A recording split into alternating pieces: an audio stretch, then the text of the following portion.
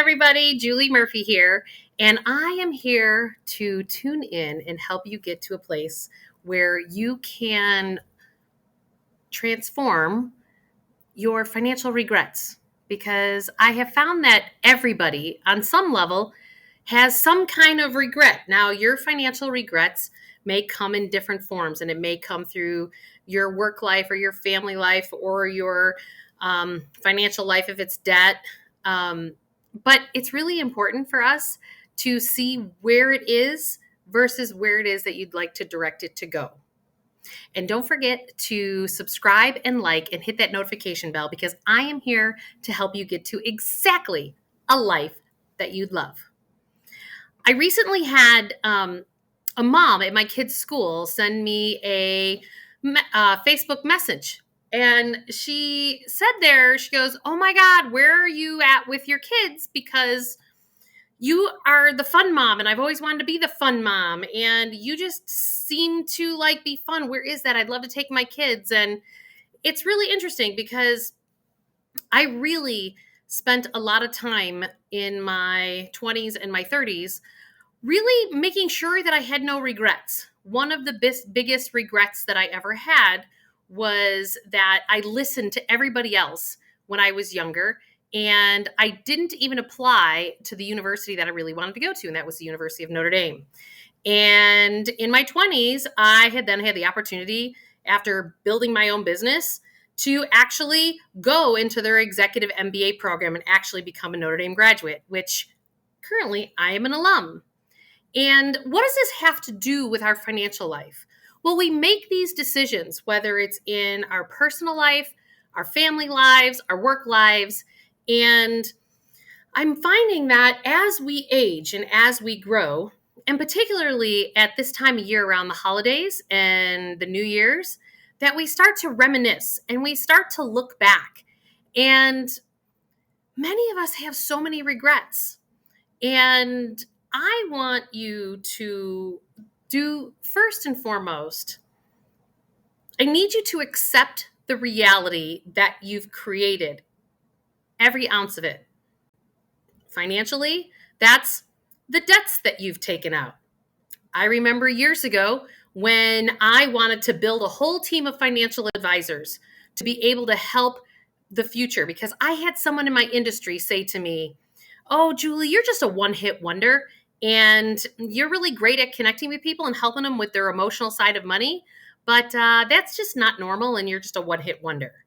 And I had taken it on at that time going, "I'm not a one-hit wonder. This is a process." And this is where my book, Awaken Your Wealth, actually birthed itself, because I had decided to then take the process that I walked clients through one-on-one into a book form and then a workbook, and I have online courses, and I've created this whole infrastructure that I'm now actually teaching financial planners who work with my firm. And there's been some that have decided to work at other firms, and that's okay too. And it's really interesting in how, I had a lot of regret when I first did that, because I took on an SBA loan in my business. I took another loan and a line of credit to really follow this inner knowing to drive the engine. And what I realized, which is the second thing I'd really like all of you to do after you accept the reality that you've created, I need you to allow yourself to make mistakes. Because if I were to sit here and say, "Oh my God, when I took out a total, it was about $1 million worth of debt," which is a lot of debt, but I knew what I was launching and I knew where I had gone. Now, there are some things I would have wished that I did differently.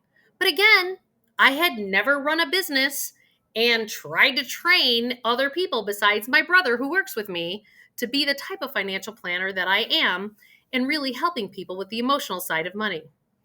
And I am happy to say that even though all those financial planners don't all work for my firm today, they're all still in the industry. They're all still doing better work in the world to help people.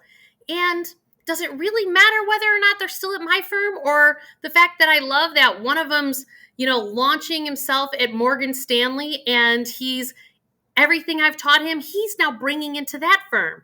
I've got another person who's at First Midwest Bank, and she's launching everything over there. I have another one that's at Citibank. I don't, so it's amazing to me how when we accept the reality that we've created and allow ourselves to make mistakes, so often it's how we choose to look at them.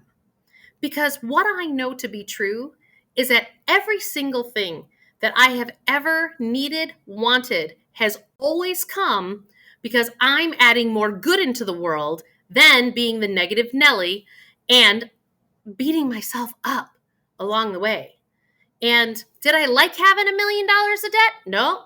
Did I like the fact that something snowballed from that decision that I had to clean up? No.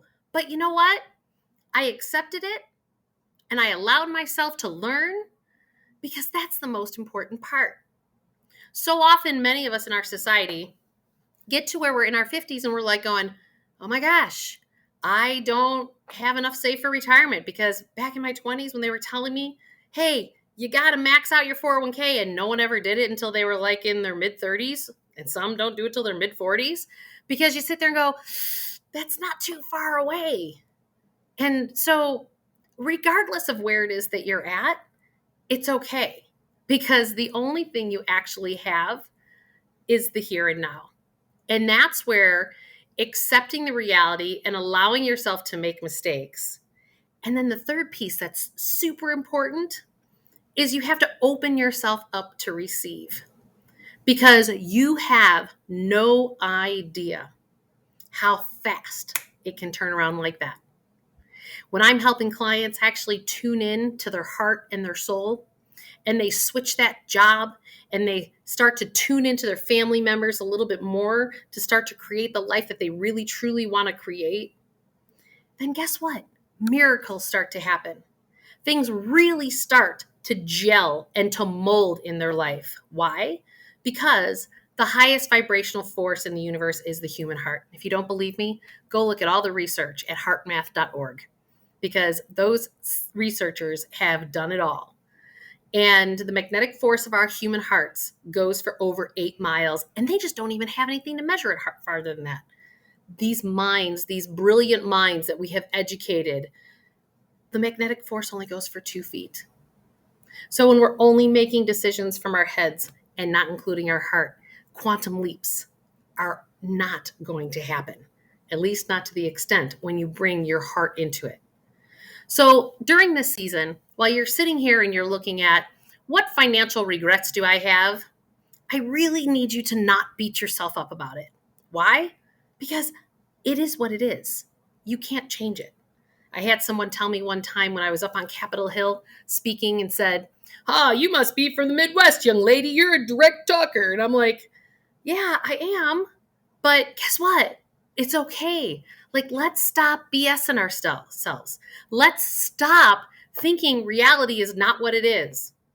We often distract ourselves through being a workaholic or by obsessing and entraining the people around us. There's all kinds of stress mechanisms and control mechanisms that we use, which by all means, join me on my Awaken Your Relationships and Your Money with Rita Hickman, because she's the expert that has taught us really how we use our stress coping mechanisms to actually control our environment, because we want to reduce our stress levels. But that does not get us to a life that we love. All it does is it allows us to survive, which aligns with financial scarcity. It doesn't help us tap into the abundant nature that we are. It helps us put that glass ceiling in place, particularly for women business owners. Many women business owners don't hit past $1 million in revenue because they hit that glass ceiling, because they're trying to control every step along the way. Any successful business owner, male or female, has never gotten there because they've tried to control every step along the way. So regardless if you're a factory worker, or if you're an executive, or if you're the entrepreneur yourself, it doesn't matter. We're all human beings, and we all put our pants on the exact same way. I don't care if you're male or female. I don't care what race you are. We all put our pants on the exact same way, and that's one leg at a time. Our emotions and our coping mechanisms are similar across the board. Some of us do some aspects more than others, and that's okay too. That's what makes us different. But when you're looking at these financial regrets, I want you to not only accept the reality, allow yourself to make those mistakes, forgive yourself, because forgiveness is not about the other person. Forgiveness is actually about shifting how it's gluing in on your inside, creating your tomorrow. Because if you're having lower vibrational emotions, anger, hate, frustration, competition, all of those lower vibrating emotions are not going to get you anywhere near the life that you want to love and the one that you're desiring and dreaming to have happen. You have to be up here in gratitude and be thankful and loving and happy. And how do we do that when we don't like our reality? You do that by accepting the reality, forgiving yourself, because it allows you to let it go. I talk about our money, that our financial past are the debts that we've created, even our good mortgage debt, our car payments, our student loans, money we owe family members, whatever that debt is. It gives you a lack of freedom today because you're not allowed to live in the present moment and in the now when your cash flows are so focused on paying for your past. So if that is your reality, just create the game plan one day at a time to get to living more and more in the now, to create the future and plant those seeds that you really want to have. And that's the next piece that I was talking about, where we have to open up to receiving. Open up to receiving. Some of it's physiologically, so many of us are not open. Why? Because we're eating acidic foods and fast food, and it comes into our physical bodies. This is how this is all interrelated. We work things out and we act it out. We do it through our money, through our health, and through our relationships. And so if you're not breathing into when you're frustrated, like, we have to feel the feelings. You know, for my birthday recently, I went and took my kids to a really fun place. And we're at this place, at an amusement park, a theme park. And my daughter did not want to go on this one ride. And I go, honey, you have to move all those emotions that you've been not willing to move, because she's getting to that stubborn stage. And I was like, come on. And I said, you got to face your fear. You got to get in there, feel those emotions that you've never felt before, because you keep trucking on. How many of you guys are working hard and you're like, you thought you were going to get there and you thought you were going to get there, and it's like debt after debt and payment after payment. Like, when am I going to get out of this? I don't even care if you're an executive and you're making 300 grand a year. I'm telling you, there's just more zeros, but it's the same underlining patterns that I see with people who make $40,000 a year, along with people who are making $1 million a year. Because again, we're all human and we're just doing these patterns at a different degree. When my daughter faced her fear, she went on this thing, she screamed and she cried. And I was just like, get it out, girl. I need you to feel all those feelings that you have not felt because of the reality of your life. And for her, it was because she had divorced parents and she didn't feel all the feelings. She ignored it like it didn't happen. And she's like, Mom, let's go back on. I'm not done. And she kept going back on this ride and back on this ride and back on this ride until she had no more feelings to feel inside there, and she just rode the ride. I couldn't believe how smart she was at 8 years old. It's fascinating to me how it is as easy as feeling the emotions of the reality that you've created opens you up to actually receiving exactly the life that you want to love.